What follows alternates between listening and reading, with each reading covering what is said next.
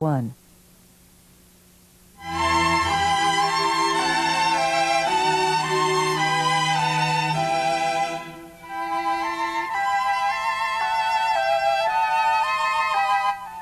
Up next, we'll go live to the White House press briefing room, where President Bush is expected to give an address on the situation in the Persian Gulf.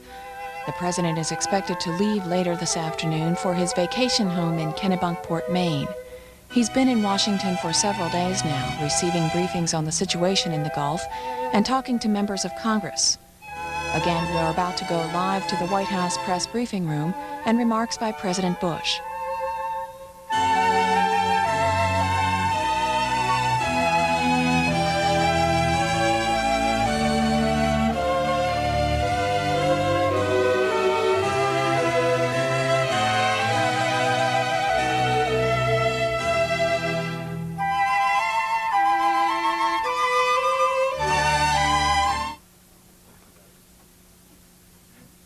I'll have a brief statement and then I'll be glad to take some questions.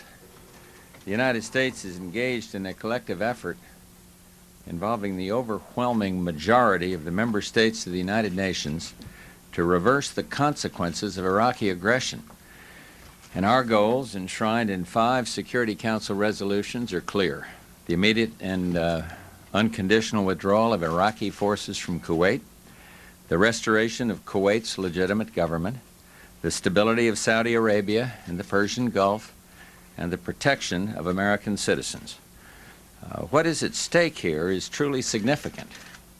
The dependability of America's commitments to its friends and allies, the shape of the post-war world, opposition to aggression, the potential domination of the energy resources that are crucial to the entire world. This effort's been truly international from the very outset. Now, many other countries are contributing.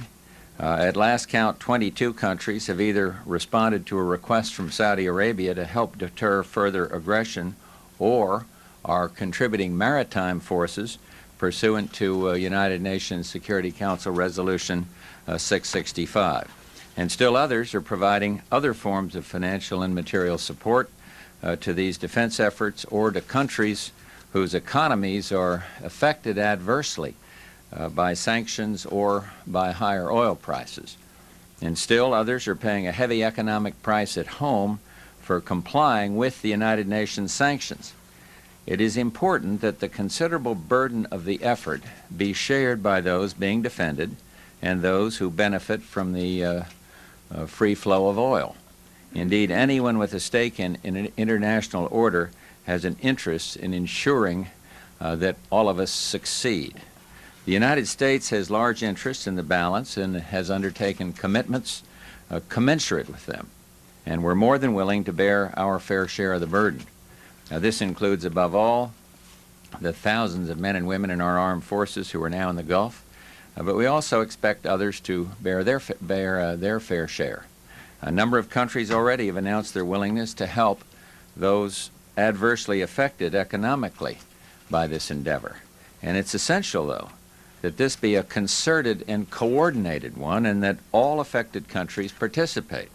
It is important to get the priorities right and make sure that those most deserving of assistance receive it and that those most able to contribute do so. And for that reason, I directed an interagency effort to develop a strategy to accomplish this objective. The group's report was presented at yesterday's National Security Council meeting here, and this morning I approved an action plan. And our approach calls for substantial economic assistance to those states. In particular, I'd single out Turkey and Egypt, who are bearing a great part of the burden of sanctions and higher oil prices. The plan also targets additional countries, including Jordan, the countries of Eastern Europe, and others for special assistance. The United States will also seek burden sharing for part of our own effort.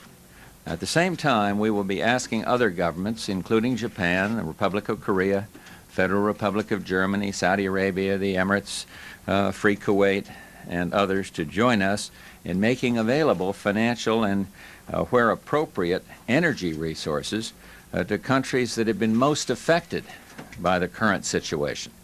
To facilitate this undertaking, I've asked Secretary of State Jim Baker and Secretary of the Treasury Nick Brady to lead high-level delegations to the Persian Gulf, Europe, and Asia. And I'll be getting directly in touch with the leaders of these countries before Secretaries Baker and Brady arrive to spell out our general objectives. Let me close by repeating what I said the other day in meeting with the congressional leaders. The basic pieces of our policy are in place. The Iraqi regime stands in opposition to the entire world and to the interests of the Iraqi people. It is truly Iraq against the world. But I want to make this point clear. We have no argument with the people of Iraq. The sanctions are beginning to take hold. In the meantime, we want to ensure that countries contributing to this unprecedented collective response do not suffer for doing so. And what I've announced today and what I expect will be implemented in the coming days should help create a context in which sanctions against Iraq can be sustained with the intended effect. Another area where there has been unprecedented international solidarity is OPEC's willingness to take up the slack in oil production created by the embargo on Iraqi and Kuwait's oil. In this connection, I met this morning with our energy advisors who are watching the oil production situation very, very closely. And we are pleased with OPEC's decision to help take up the slack in crude oil production. And although we're in what I would see as a transition period, the situation appears manageable. At the present time, we don't anticipate major imbalances in the oil market, but we do have the Strategic Petroleum Reserve tested and available if it is truly needed. And our energy policy is resulting in increased oil production and fuel switching to natural gas and to other fuels. I also repeat my previous request for Americans to conserve and for all parties to act responsibly. Right now, the situation, I would say, is relatively stable, and I'm very pleased by the coordination that has taken place with so many countries in maintaining adequate fuel levels. And now I would be glad to take some questions. Who's first? Terry. President, Saddam Hussein has rejected demands that he pull his troops out of Kuwait, and he's holding several thousand foreigners hostage to keep the world at bay. You say you don't see much chance for diplomacy to work. How long can the West allow this impasse to go on, and would you take any action that might endanger the lives of those hostages? It'll go on as long as it takes to have these United Nations sanctions fully implemented, and I'm glad that these diplomatic efforts are taking place. Perhaps one will hit pay dirt, but as of now, I must say I'm not optimistic because the man keeps reiterating terms that are simply fly in the face of the United Nations action.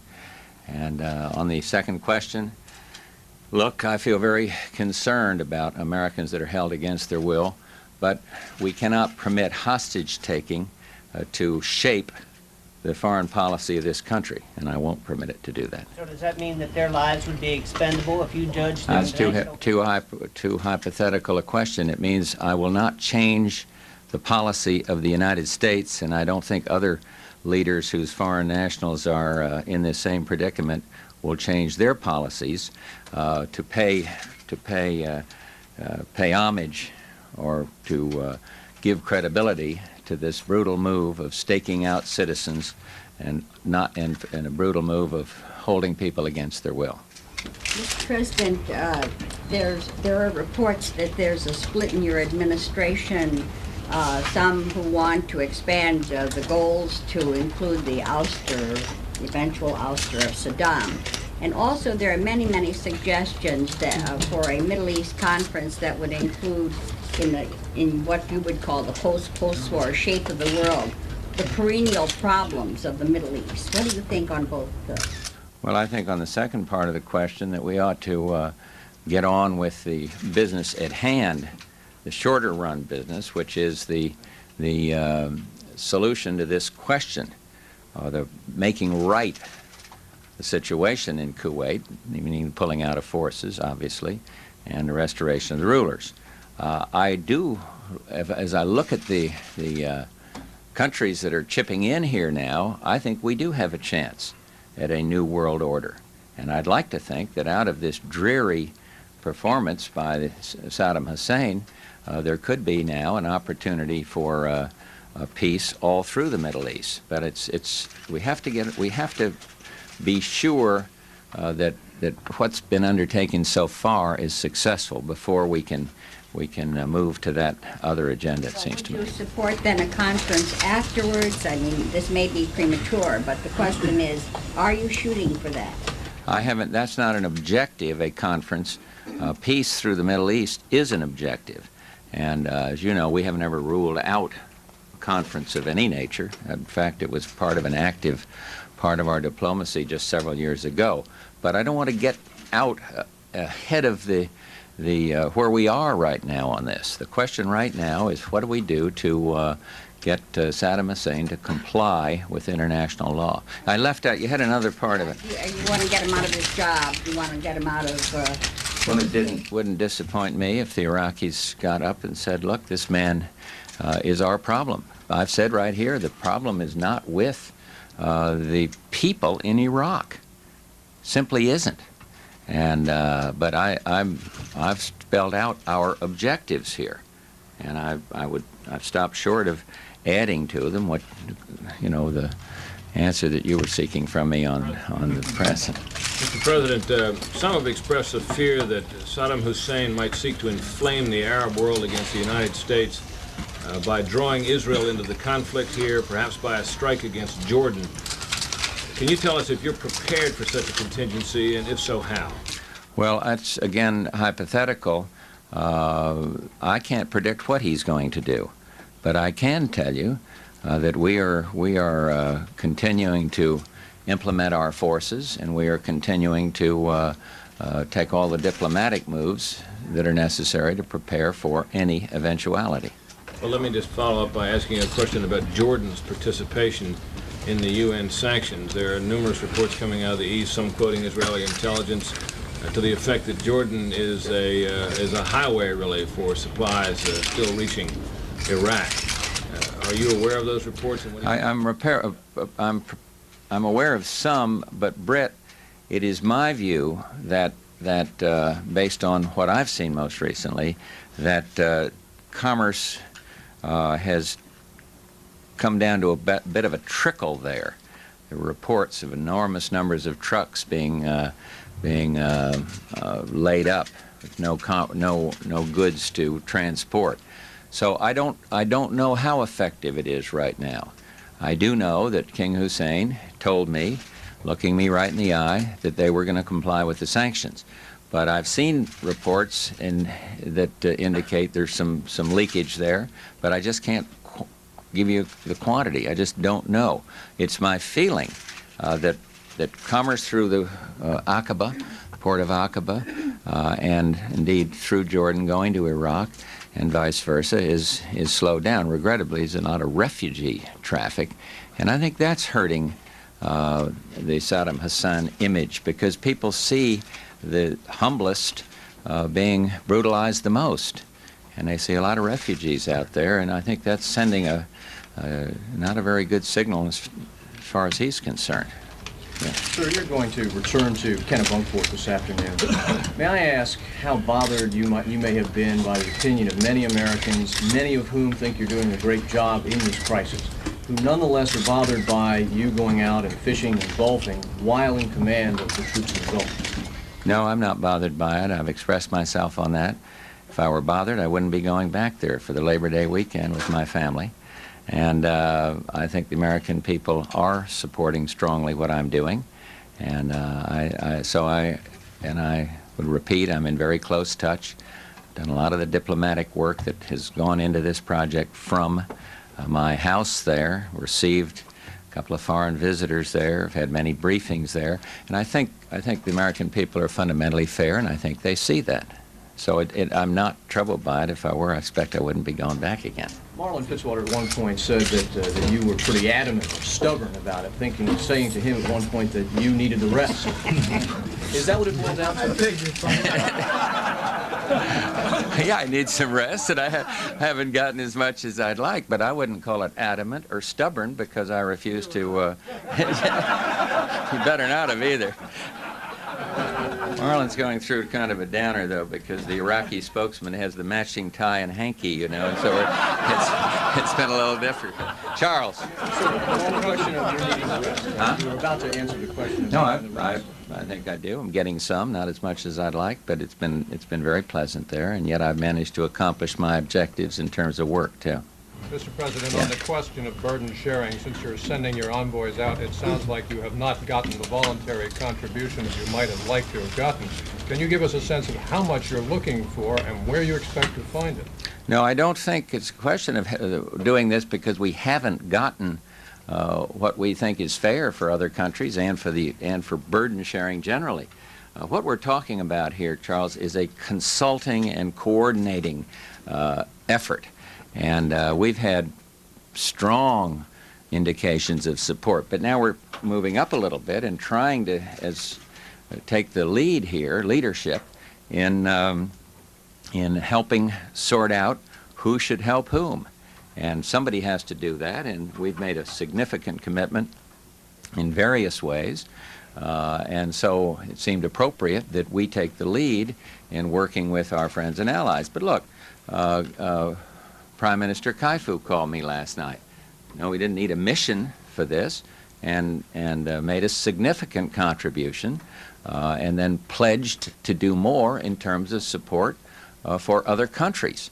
Now that is very good, and that was voluntary, but it needs to be coordinated. Somebody needs to take the lead on saying, look, we don't put all the money to this one country. Several countries are involved here, and let's see that these generous responses are fairly allocated. If I could follow up, there have been concerns expressed about the Japanese not making any military contribution. They could send minesweepers or something like that. Is money not enough in the Japanese case? And what has happened to your good friend Helmut Kohl, who seems extraordinarily silent? Well, I wouldn't say money is not enough. I'm fully aware of the constraints on the Japanese, and I've not pressed him to go beyond what his Constitution provides. Helmut Kohl, I think they'll be very responsive. And part of what we're talking about here is to follow up on comments like the ones Helmut Kohl made to me about we want to be a part of this, we want to help. So I have no argument with the Germans at all.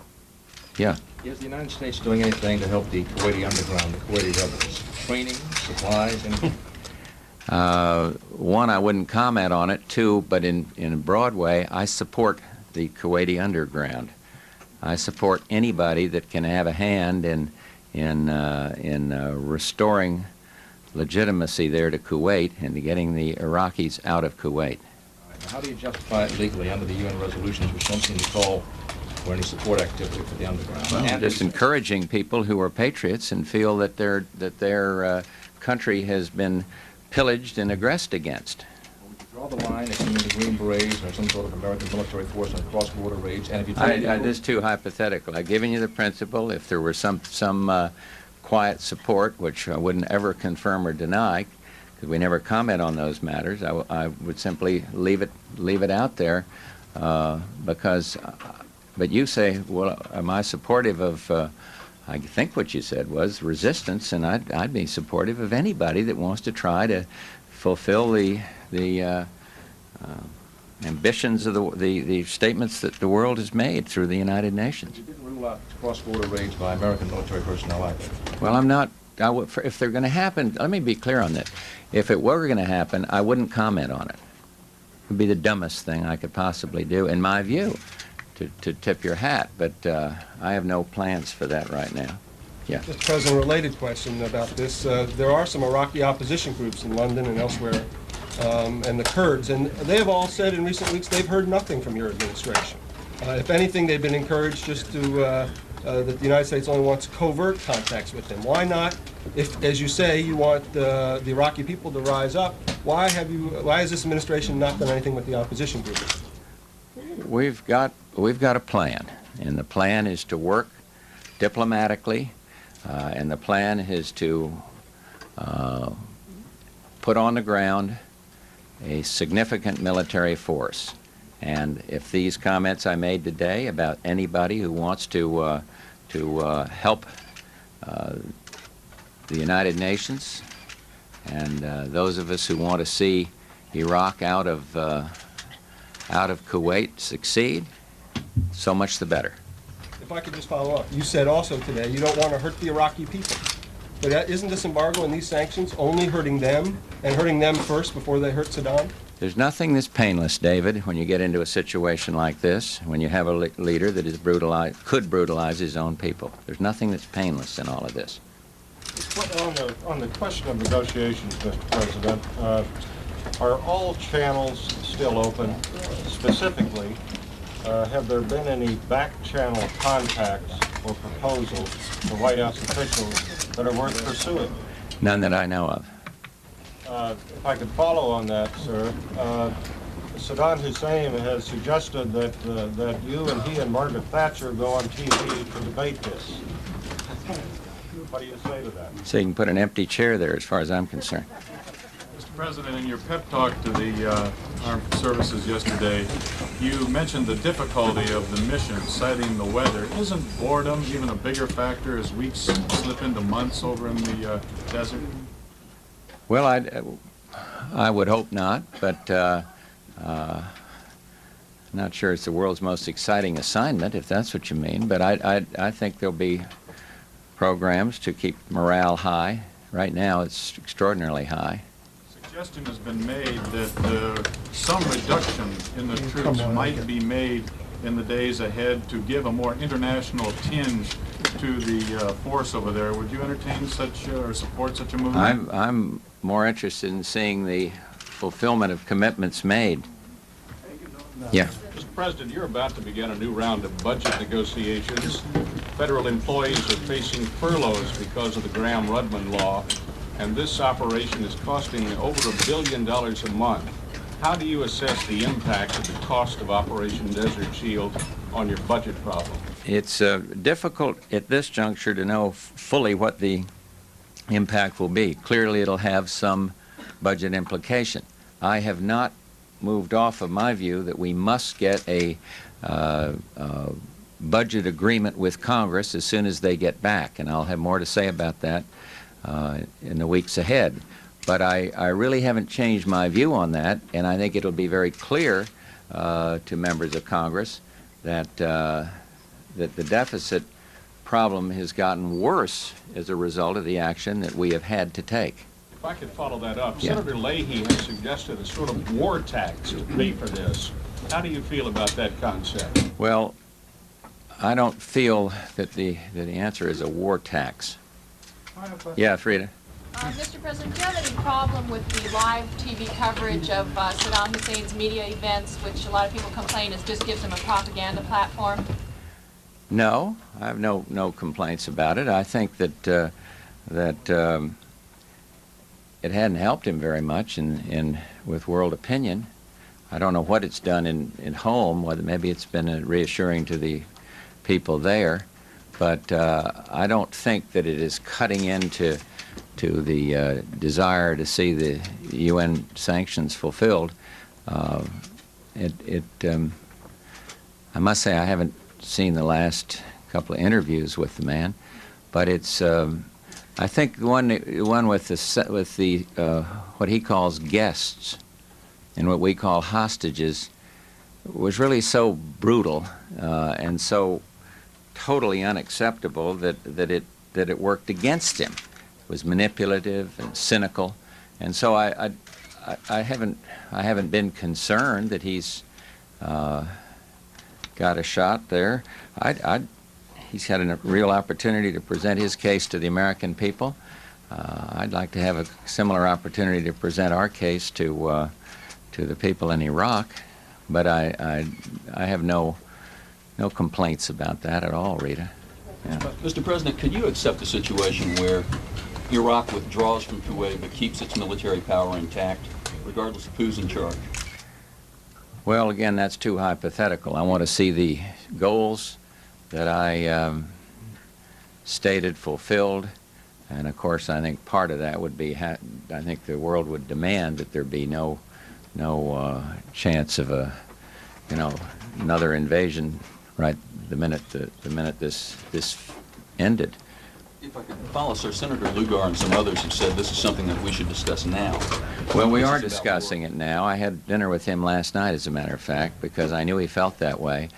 It was a very good evening, as a matter of fact. I had about 11, 12 members of Congress over there, and it was helpful to me to get this diverse views. I got some of the feeling of that from briefing the Congress, but I have great respect for Dick Lugar, and so we'll be talking more. But I have not changed the objectives, you'll notice, as the publicly stated objectives here. Yeah. What is the global amount of money you're expecting from the allies?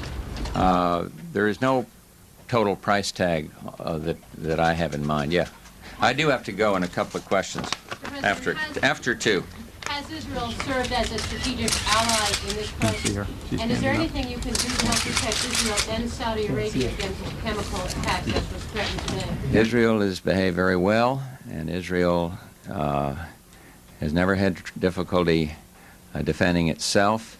And in terms of Saudi Arabia, we are committed to the defense of Saudi Arabia, and I believe that we have a major stake in protecting them against that kind of further aggression. Then I follow up in the countries you're asking for assistance. Have you asked South Africa to contribute anything to this? I don't think we've asked any of these countries. Well, we may have asked some of them so far, but I don't know that there's been a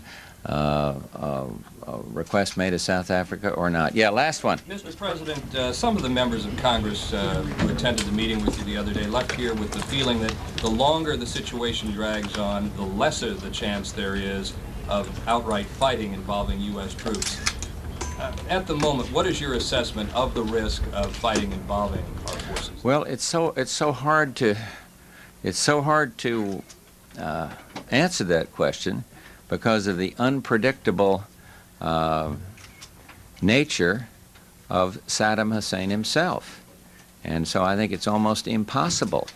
I've had meetings today with some of our top analysts and specialists on the Arab world, and I don't want to put words in their mouth, but that was one of the questions that I asked, and it's very hard to predict. It's very hard to measure intentions, but I think the answer is to have the forces in place to be ready.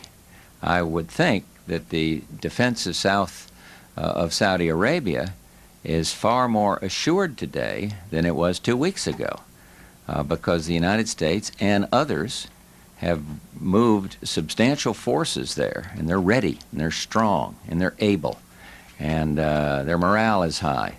And similarly, there's a lot of naval power and of course air power that's there, and I would think that would be a deterrent to anybody with any degree of rationality. Having said that, I don't know what is in this man's mind. To follow up, sir, what actions by Iraq would trigger? What actions by Iraq, sir, would trigger a U.S. response? Well, that is too broad a question to get a response from. But we're ready, and if there's some provocative action, why, then we'd have to make a determination at that time. But I just can't help you. The question's too broad. Last one from Texas. Craig, and then I got to go. I really do. Mr. President.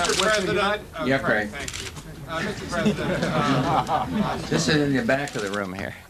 Are you concerned that this burden sharing, as you call it, is going to make American forces look like mercenaries in the Middle East? Well, I wouldn't want to have anything done that would make them look like mercenaries, but I don't think so.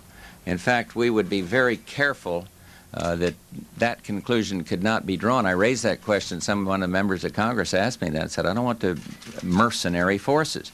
But there are ways that burden sharing can be accomplished without making the forces mercenary. And I'm thinking of the enormous fuel bills that are involved, and transportation, and these kinds of things that are involved in moves of this nature.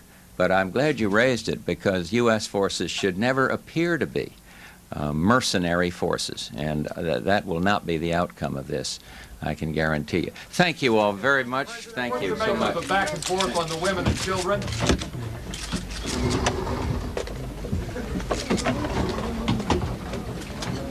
Back and forth.